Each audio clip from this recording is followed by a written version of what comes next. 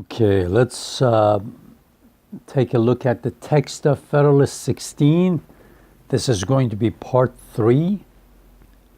This may be considered as the violent death of the Confederacy.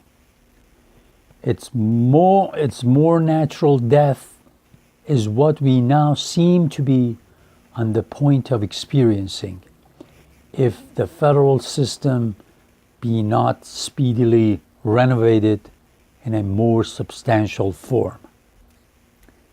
It is not probable, considering the genius of this country. Remember, genius doesn't mean what it does today. At that time, it meant the prevailing mood of the country, what most of the people will accept and agree, what majority of people understand about something, or the way they look at something. That's the genius of this country. That the complying states would often be inclined to support the authority of the Union by engaging in a war against the non-complying states. They would always be more ready to pursue the milder course of putting themselves upon an equal footing with the delinquent members by an imitation of their example. And the guilt of all would thus become the security of all. Our past experience has exhibited the operation of this spirit in its full light. There would, in fact, be an insuperable difficulty in ascertaining when force could with propriety be employed. In the article of pecuniary contribution, which would be the most usual source of delinquency, it would often be impossible to decide whether it had proceeded from disinclination or inability.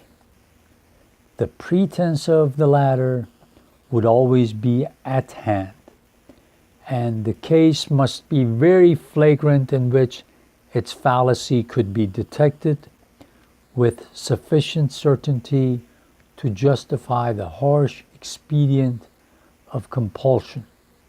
It's easier to see that this problem alone, as often as it should occur, would open a wide field to the majority that happened to prevail in the National Council for the exercise of factious views, of partiality, and of oppression.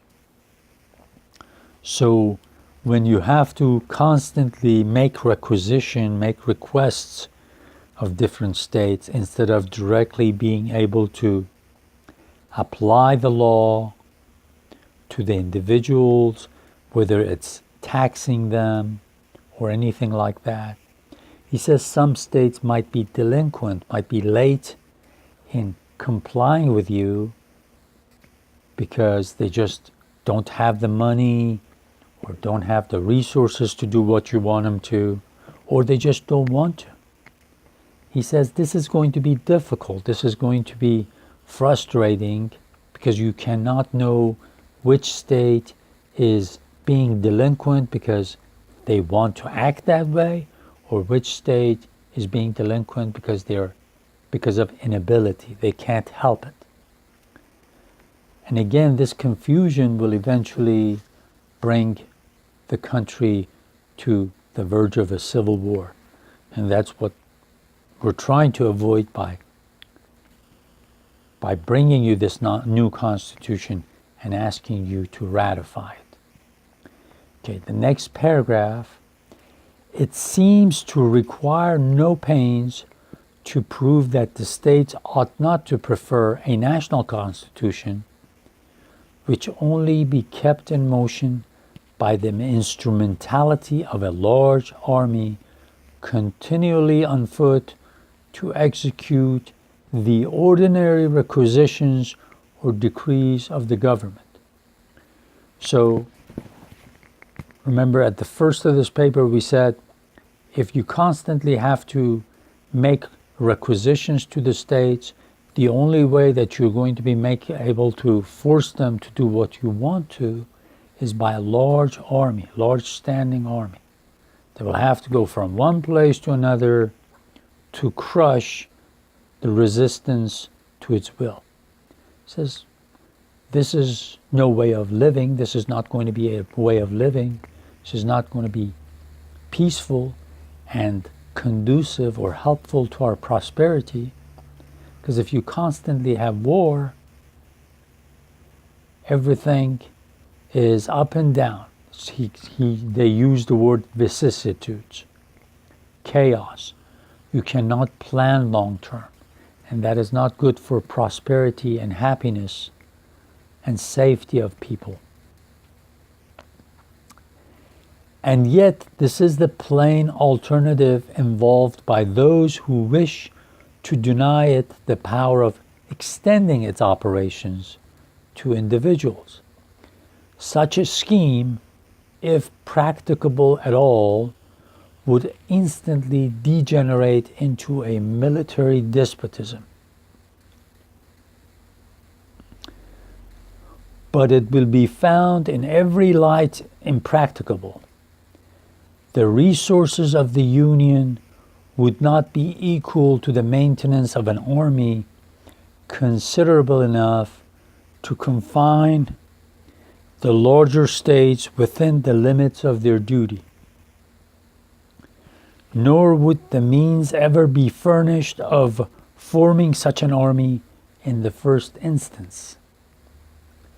Whoever considers the populousness and strength of several of these states singly at the present juncture, and looks forward to what they will become even at the distance of a half a century, will at once dismiss as idle and visionary any scheme which aims at regulating their movements by laws to operate upon them in their collective capacities and to be executed by a coercion applicable to them in the same capacities.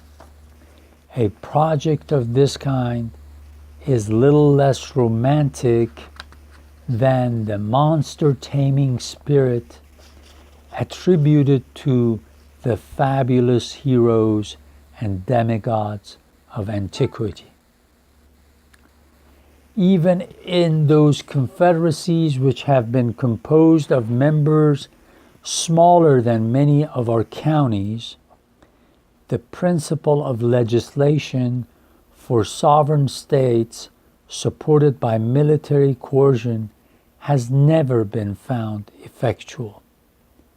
It has rarely been attempted to be employed, but against the weaker members, and in most instances, attempts to coerce the refractory and disobedient have been the signals of bloody wars in which one half of the Confederacy has displayed its banners against the other half.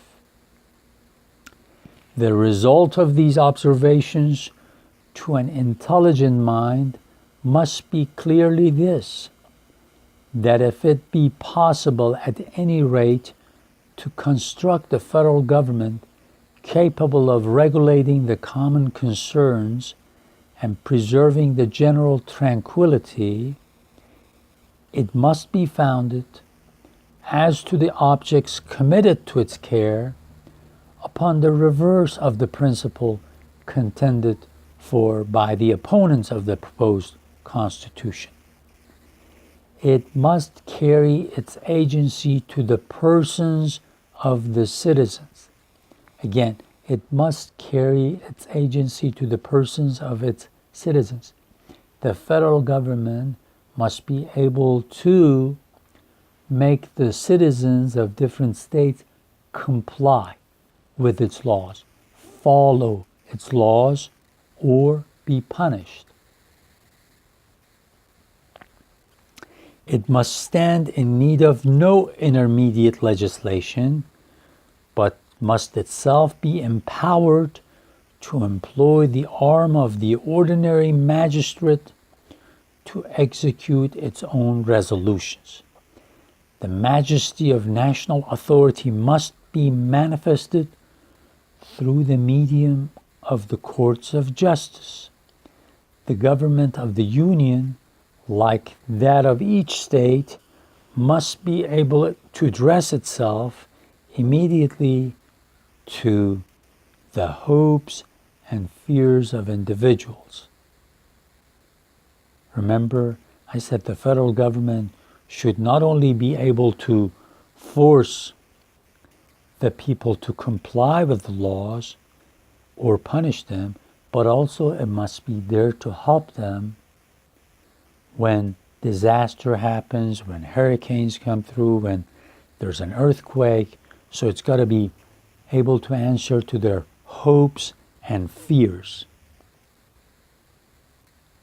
and to attract to its support those passions which have the strongest influence upon the human heart.